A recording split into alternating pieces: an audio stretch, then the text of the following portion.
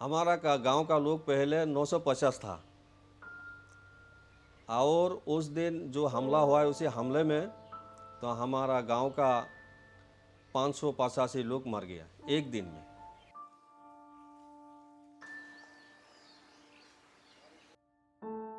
जो बांग्लादेशी मुसलमान है उन लोग पर यह हमला हुआ है।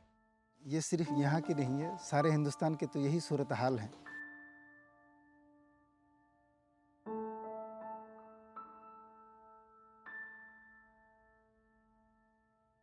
बाज़ार में जाते हैं तो साइकिल पार्क करने के लिए वो लोग बोलते हैं यात नथोबी, उनकी भाषा में आसामीस में बोलते हैं हत मियाँ। तो ये कौन सी भाषा है? जब उनसे पूछा जाता है तूने क्यों बोला मियाँ, वो बोलते हैं भाई तुझे सम्मान करके मियाँ बोला। अब सम्मान की बात तो दूसरी भी हो सकती है, नाम से भी पुकार सकते हो तुम। ये केला मेला क्या चीज़ है ये? तो भाईचारा हमें दिख नहीं रहा है।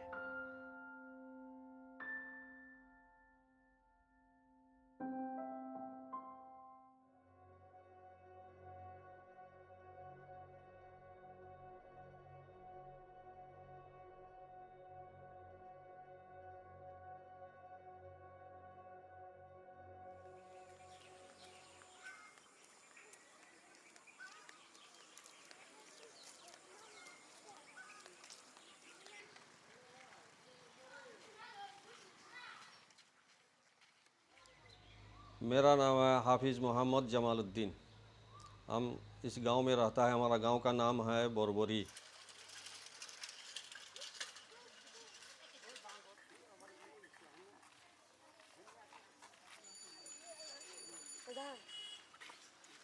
इस गांव का जो मस्जिद है मस्जिद में नमाज़ पढ़ाते हैं और इस यहाँ जो मदरसा है वो मदरसा में हम पढ़ाते हैं बच्चों को।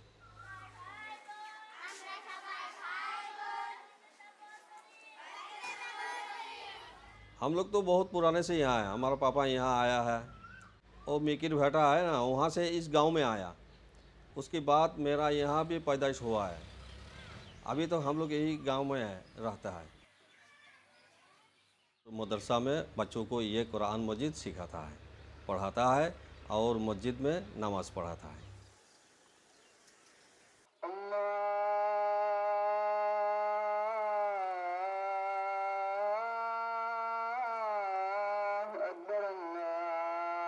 और गांव वालों ने हमको कुछ पैसा देता है, उसी से हम चलता है। बाकी दूसरा कोई काम हमारे नहीं है।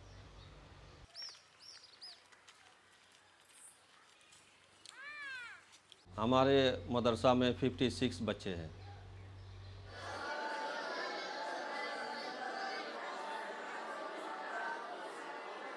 तीन टीचर है, 2 अरबिक है और एक जनरल है स्कूल मास्टर टीचर। और हम लोग 6 बजे से यहाँ क्लास शुरू कर देते हैं और 1.5 घंटा पढ़ाते हैं। फिर उन लोग को छुट्टी दे दिया तो नाश्ते खाने के लिए चला गया।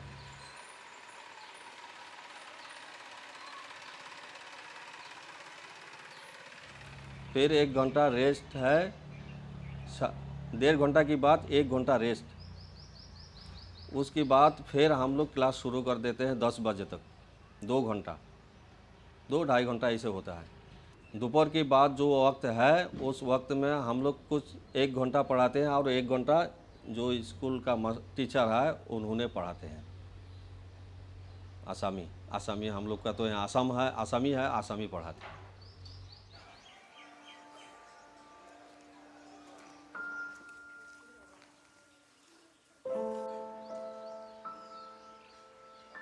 '83 से पहले हम हमारे गांव में पढ़ रहा था, स्कूल में भी पढ़ा है क्लास 4 तक।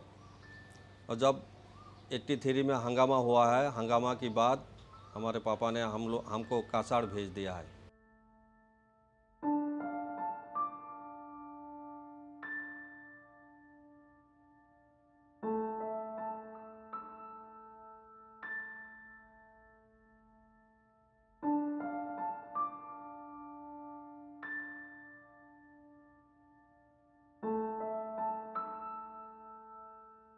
जब हमारे यहाँ 1983 में हमला हुआ है उसी टाइम में मेरा उम्र 11 साल था।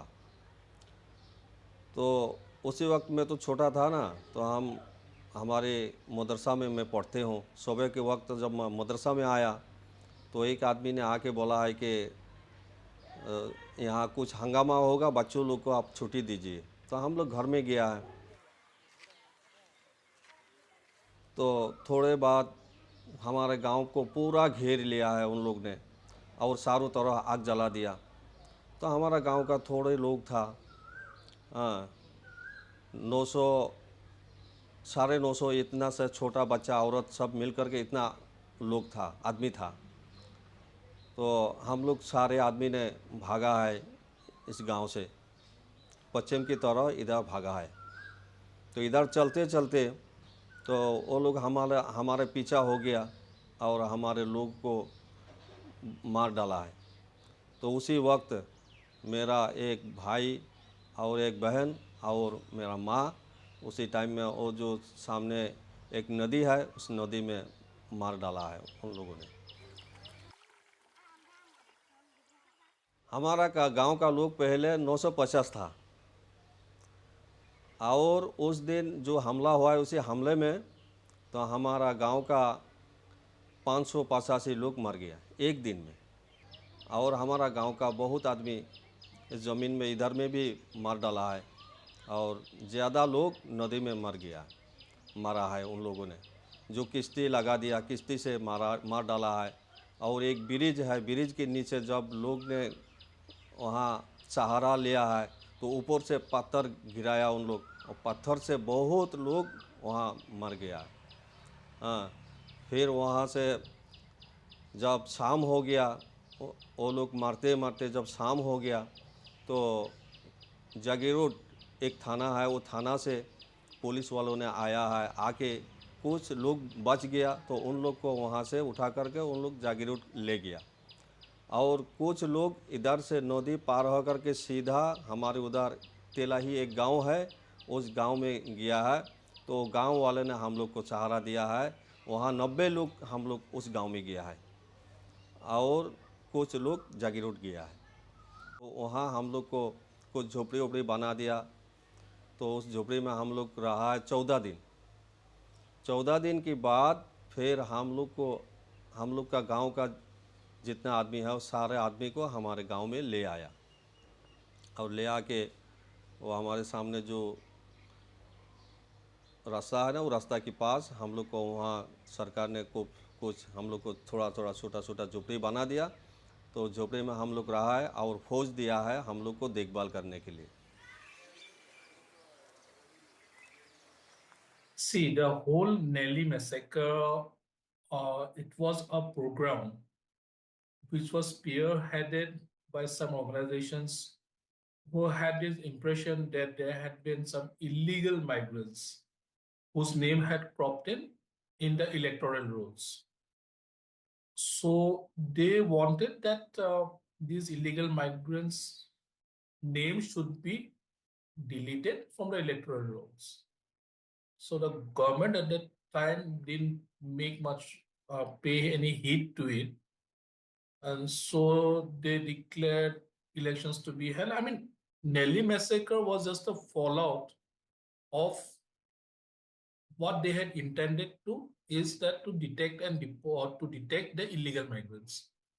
This particular massacre is least talked about in the vis-a-vis Indian scenario, Indian political scenario. Officials figure put it around to say 1800 or something, but unofficial figure is much more than that, around 2000 to 3000. Those people who were residing in that particular area, they had been residing there since 1940s, 1950s. तो इन लोगों के ये लोग मतलब ये pick कर लिया कि this is the spot where most of the illegal migrants are staying, so इनके ऊपर हवा बोला जाए तो let to be taught a lesson. And this program which took place, the massacre, it was carried out by so-called the indigenous Assamese Muslims, indigenous Muslims, and most of the people which comprised in the group were belonging to a particular tribal community. It was a Tiwa community. So they were there and they carried out the 1983 में ये government जो था, Congress government आया, Congress government ने क्या किया कि उन लोग ने एक कमीशन बिठाया, तिवारी कमीशन बिठाया. तो Tiwari commission submitted a report, but it did not come into the public domain. So having said that, these the Bengali speaking Muslims, so they already had become a target. तो इन लोगों का ये था कि उन लोग का how to save their skin. तो इन लोगों का ये रहा कि since we have always been dubbed as the illegal migrants, so what after this. तो इन लोगों का पॉलिटिकली इन लोगों का कोई उन लोगों का ये नहीं रहा कि भाई हम लोग किसके ऊपर विश्वास करें, who to turn to. But this particular government, they inked an accord with those organizations, with that particular organization who had carried out this agitation or carried out in a way. जो लोग भी थे वो भी जो भी involved थे, the only thing that the accord said that detect and deport the illegal migrants. So these illegal migrants had to face the wrath of that particular government. तो उन लोगों का they were in this grip of fear कि हमको कब notice मिलेगा, कब हम लोगों को बांग्लादेशी बोला जाएगा. तो this has been going on since then. तो पोस्ट नेली का अगर हम देखें तो पोस्ट नेली के बाद से लेकर अभी तक, आज तक this things have been going on कि ये बंगाली स्पीकिंग मुस्लिम्स को हमेशा यही टारगेट बना जाता है कि they are illegal migrants and they have to be thrown out of the country. तो politically अगर देखा जाए तो उन लोगों का they don't have much of a say. जो बांग्लादेशी मुसलमान है उन लोग पर यह हमला हुआ है. हमारे सामने पश्चिम की तरफ जो ये बांग्लादेशी हिंदू भी है, तो उन लोग का एक दो घर जला दिया. फिर उन लोग का समझ में आया कि ये तो हम लोग का हिंदू है, हिंदू बंगाली है, तो उनको नहीं मार डाला और उनका मकानात और नहीं जलाया. हाँ, उन लोग को मारा भी नहीं. हम लोग का मुस्लिम जितने हैं उनको भी मारा है.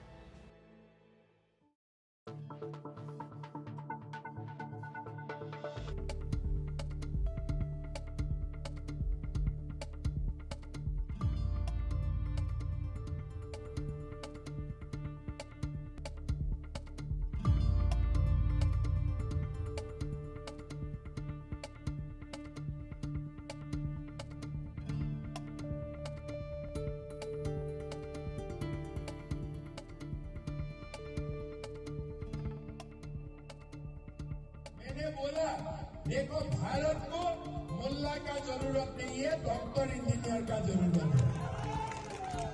उन्होंने बोला हल्ला हो जाएगा. मैं बोला ठीक हो बेटा, एक बार हल्ला करके दिखाओ, हम भी देखता हूँ हल्ला कैसे करते हो. मदरसा बंद हो गया, कुछ हल्ला गुल्ला नहीं. जब 23-24 में कुछ हंगामा हुआ है मदरसा के बारे में, वक्त जो मदरसा में हमारे पास एक मदरसा है, उस मदरसा में जिहादी आतंकवादी है, ऐसे कुछ हमला हुआ है. हम लोग तो देखा नहीं, सुना हुआ है. तो उस मदरसा को जिहादी बोल करके तोड़ दिया है पूरा सरकार ने.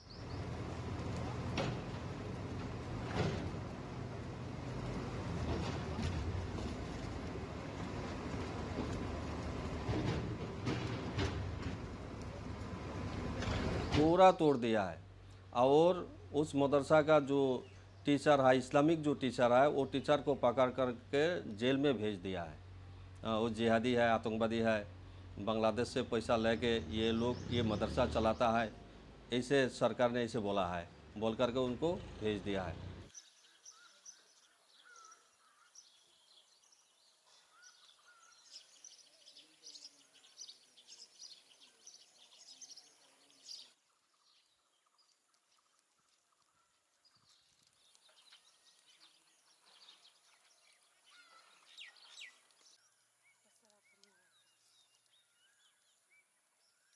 तीस अगस्त 2022 को शाम 6 बजे पुलिस फोर्स और उसके साथ बहुत सारे फोर्स थे जो यहाँ अतराफ़ में आसपास के सारे इलाका को घेर लिया था।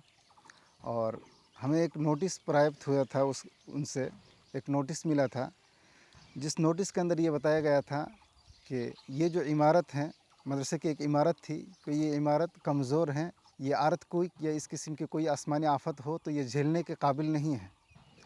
तो यही रीज़न बताया गया और पेपर में भी यही रीज़न लिखा गया। फिर उसी रीज़न की वजह से इसे तोड़ दिया गया है। हमें इस पर कोई वक्त नहीं मिला हमें संभालने के लिए या हमें समझने के लिए कि दरअसल असल हुआ क्या है।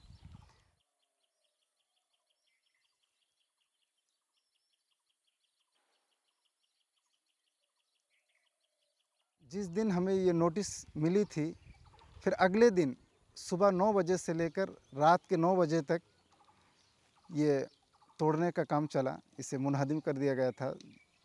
तो उसी रात को हमें बताया गया था कि सारे बच्चों को यहाँ से भेज दिया जाए।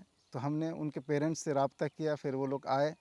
तो रात ही रात सारे बच्चों को यहाँ से खाली कराया गया और खाली कराने के बाद फिर अगला दिन इसे तोड़ दिया गया है।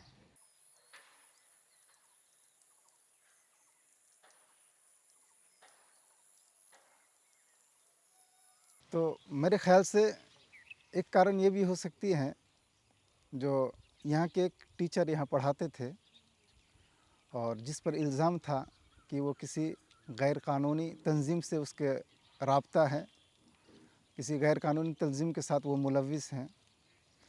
और जिस दिन इसे तोड़ा गया था उससे 2 दिन पहले उसे यहाँ से उठा कर ले गए थे और पूछताछ किए, और पूछताछ का ये सिलसिला कई दिनों तक चलता रहा।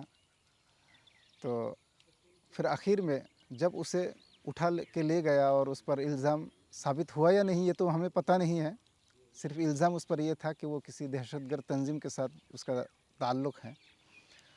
तो मेरे ख़्याल से वही असल रीज़न है इसे तोड़ने का।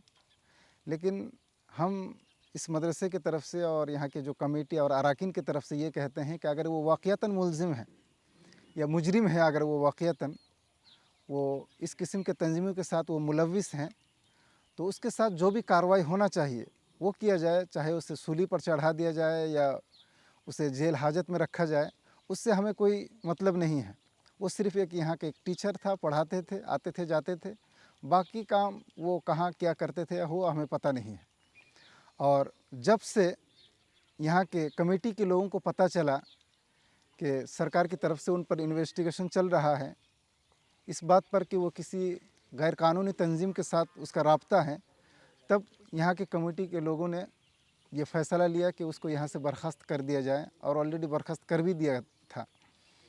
तो अगर एक आदमी जो किसी गैर कानूनी तंजीम के साथ वो मुलविस हो, उसकी वजह से इस इदारे को तोड़ देना मेरे ख़्याल से ये सही नहीं है। ये गलत हुआ, हमारे साथ अत्याचार हुआ और जुल्म हुआ हमारे साथ। What is the notice?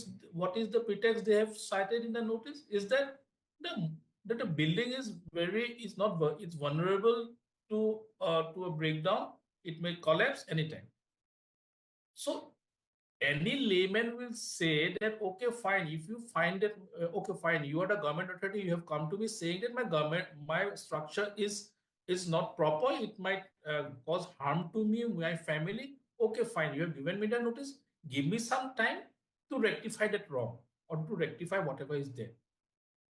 But where is who gave you the right to bring down the whole madrasa? No, notice, there has to be a notice period. If the notice is given, there is a notice period that okay, within 15 days you have, within 15 days, within 1 month, within 21 days, you have to rectify that. Only then you will be able to operate that madrasa. And in this case, these things have not been done. They simply went, gave the notice, okay, fine, we are bringing down the madrasa.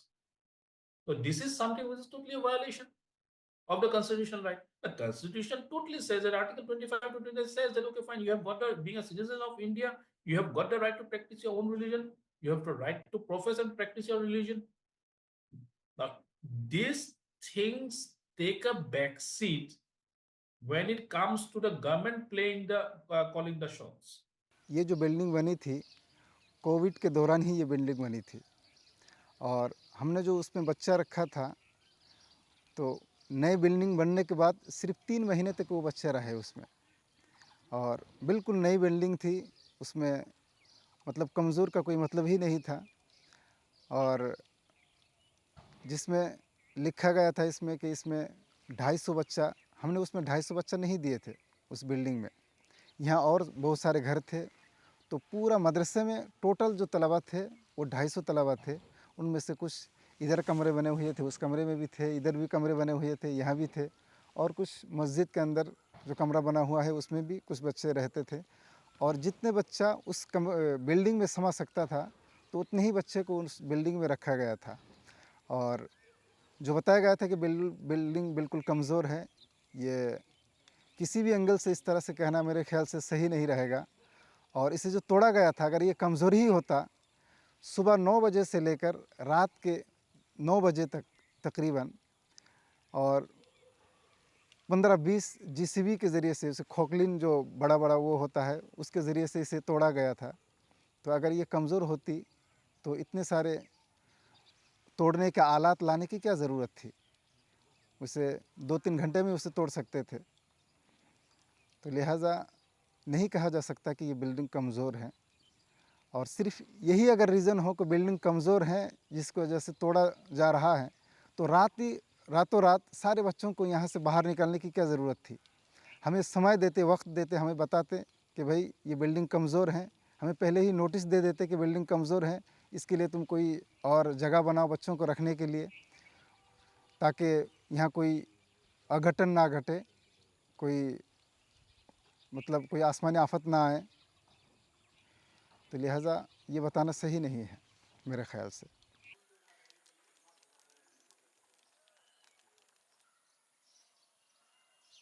16 दिसंबर 2023 को हमारे सम्मानित हेमंत विश्व शर्मा जी यहाँ आए थे। तो यहाँ आने के बाद जो नोटिस हमें प्राप्त हुआ था कि ये बिल्डिंग कमज़ोर है, इस सिलसिले में एक भी बात उसने नहीं की।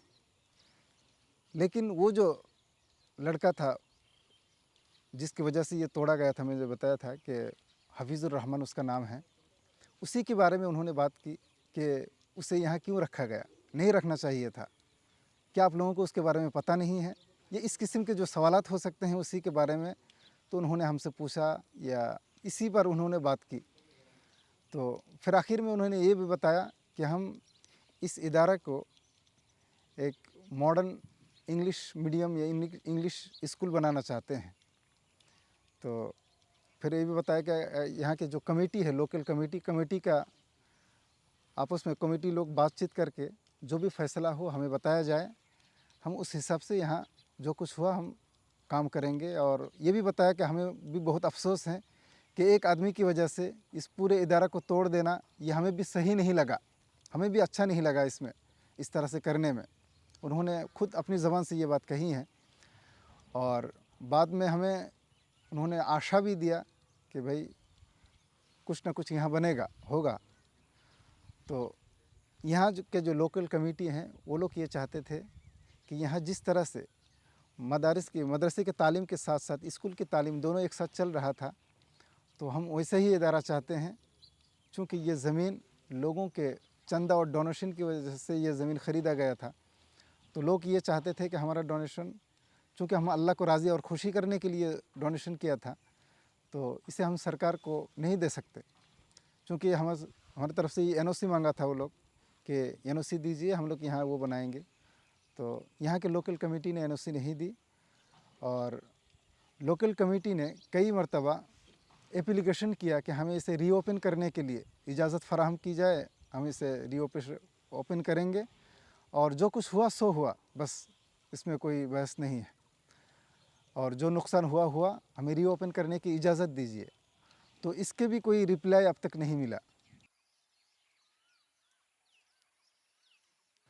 देखिए, सिर्फ एक दिन पहले नोटिस देकर अगला दिन किसी इदारे को तोड़ देना, मेरे ख्याल से ये कानून के उल्लंघन है, कानून के साथ खिलवाड़ है। अगर हमारी तरफ से कोई गलती थी हमारे अंदर कि ये कमज़ोर है, ये कमज़ोर है, ये कमज़ोर है, तो फिर हमें वक्त मिलना चाहिए था कि तुम अपनी कमज़ोरी को सुधार लो। तो उन्होंने हमें बिल्कुल वक्त नहीं दिया, समझने ही नहीं दिया कि असल मामला क्या है। जब वो लोग रात को आए थे, शाम को मतलब सूरज गुरूब होते वक्त 5-6 बजे, तो उस वक्त यहाँ अतराफ में चारों तरफ फोर्स से वो लोग भर दिए थे ताकि लोग आवाज़ ना उठा सके या लोग को समझ में ही ना आ सके कि यहाँ हो क्या रहा है। और रातों रात सारे बच्चों को यहाँ से निकाल देना, फिर अगले दिन जीसीबी लेकर पूरे इदारे को तोड़ देना। तो आसपास के लोगों को खामोश रखने के लिए पूरा फोर्स से उन पर वो करके रखना, ये किस्म के कम्युनिटी के साथ मतलब बुरा सलूक है और अत्याचार है, जुल्म है और सितम ज़रीफ़ी की इंतहा है जिसे कहा जा सकता है। ये सिर्फ यहाँ की नहीं है, सारे हिंदुस्तान के तो यही सूरत हाल है। कहीं पर मस्जिद तोड़ा जा रहा है, कहीं पर लोगों पर जुल्म अत्याचार हो रहा है, कहीं पर गाय के नाम पर लोगों को मारा पीटा जा रहा है, कहीं दहशतगर्द के नाम पर लोगों को मारा पीटा जा रहा है, या किसी को किसी गैर मुल्की बताकर डिटेंशन कैंप में रखा जा रहा है। तो ये तो हमारे साथ ही हो रहा है। तो हम तो यही समझते हैं कि यकीनन ये हमारे साथ अत्याचार है और हमारे कम्युनिटी को कमज़ोर बना के रखने के लिए, दबा के रखने के लिए, हर एतबार से दबा के रखने के लिए ऐसा किया जा रहा है ताकि दूसरे कम्युनिटी के लोग खुश हो और उनको वोट मिलता रहे। ये वोट बैंक की एक राजनीति है।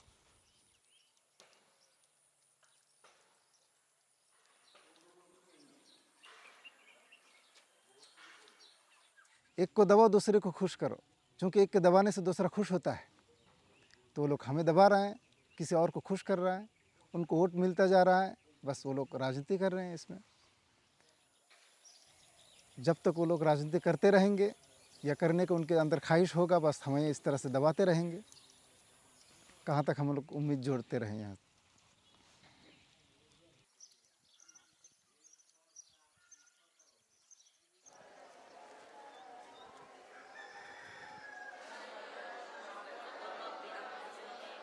जब ये बात वहाँ इसे बोला है तो मदरसा तोड़ दिया है, तो सरकार के अंदर में ऐसे एक आ रहा है कि सारे मदरसा में ऐसे हो रहा है। हमारे आसाम में जितने मदरसा है सब मदरसा में पूरा तलाशी चला दिया सरकार ने। ये सब मदरसा में भी ज्यादा है।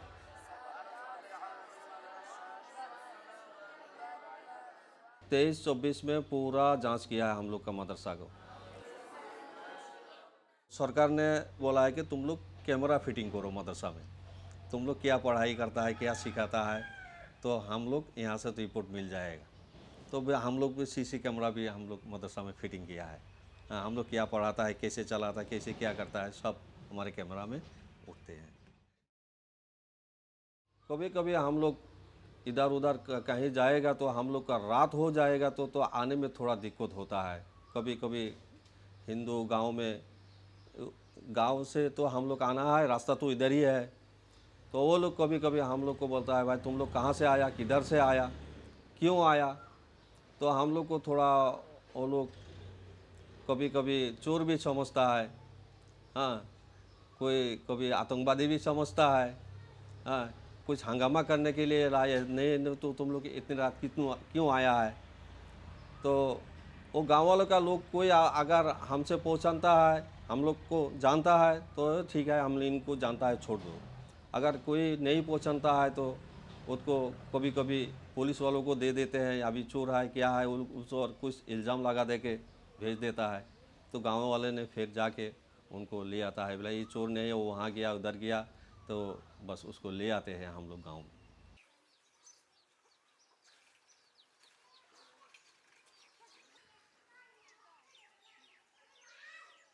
पिछले साल हमारे 3 लड़के पास ही के एक गांव में, तेलाही नाम का एक गांव है, वहाँ गए थे।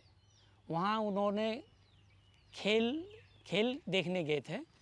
खेलने के बाद वो घर जब लौट रहे थे तो उन्हें इसी गांव के बीच में रोका गया। रास्ता तो हमारा यही है आने जाने का, तो वहाँ रोका गया और उससे पूछा गया तुम कहाँ से आए हो। तो वो लोग कहने लगे हम खेल देख के आए हैं। तो इन्होंने कहा नहीं, तुम लोग खेल देखने नहीं आए हो, तुम गाय का तस्करी करके आए हो, तुम्हें यहाँ बांध करके रखा जाएगा। গৰু চোৰৰ সন্দেহত গড়প্ৰহাৰ, আৰক্ষীৰ গাড়ী ভাঙি চুৰমাৰ উত্তেজিত ৰাইজৰ। সোমবাৰে পুৱতি নিশা মৰিগাঁৱৰ আহতগুৰিত সংঘটিত হ'ল ভয়ংকৰ ঘটনা।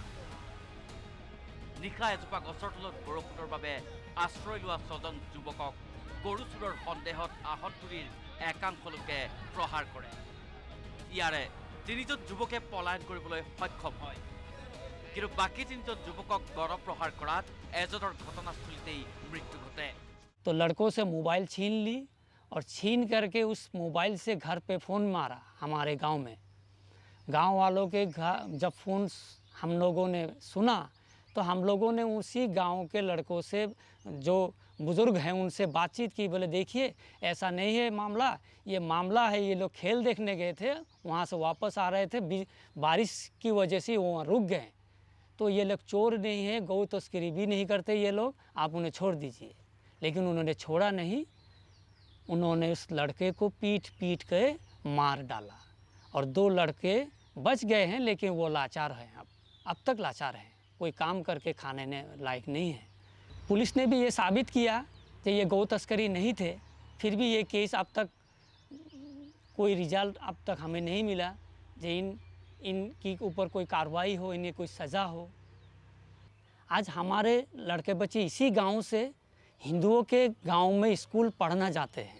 क्यों जाते हैं? वहाँ का स्कूल अच्छा है, हम जानते हैं जो वो स्कूल अच्छा है, आसामीस मीडियम है, लेकिन वहाँ हम क्यों भेजते हैं जो अच्छी पढ़ाई हो।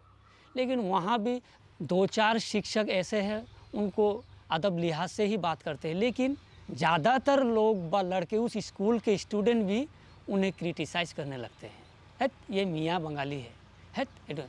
तो भाईचारा कैसे बनेगा ऐसे? ये तो भाईचारा का कोई निशानी नहीं है। भाईचारा वो भी हमसे जितना मोहब्बत करते वो दिखाना पड़ेगा हमको, उसको इस परिवेश में लाना पड़ेगा।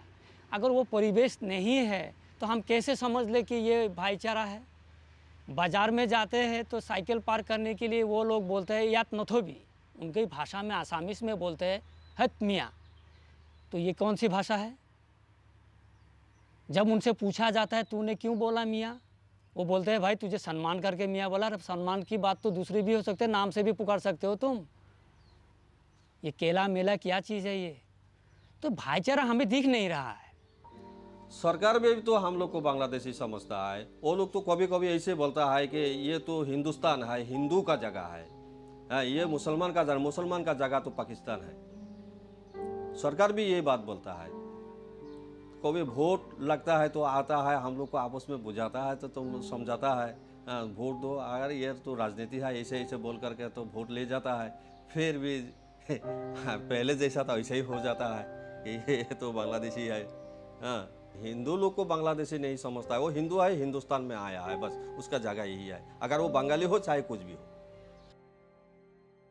कभी कभी दिल में दुख लगता है, तो ये नहीं सोचता है कि ये जगह हम लोग छोड़ के चला जाएगा। ऐसे ये बात हम कभी नहीं सोचता है, क्योंकि हमारा माँ, भाई, बहन, हमारा गांव वाले सारे लोग यहाँ मर गया, तो उन लोग को छोड़ के हम लोग नहीं जाएगा। हम लोग यहीं रहेगा, यहीं मरेगा। अगर कोई हमको मार डाले तो मार गिराए, हम यहीं मरेगा और हम यहीं रहेगा। यहाँ से कहीं भी हम लोग नहीं जाएगा। हम लोग का ये गांव वाले पूरे बस्ती का इरादा यही है।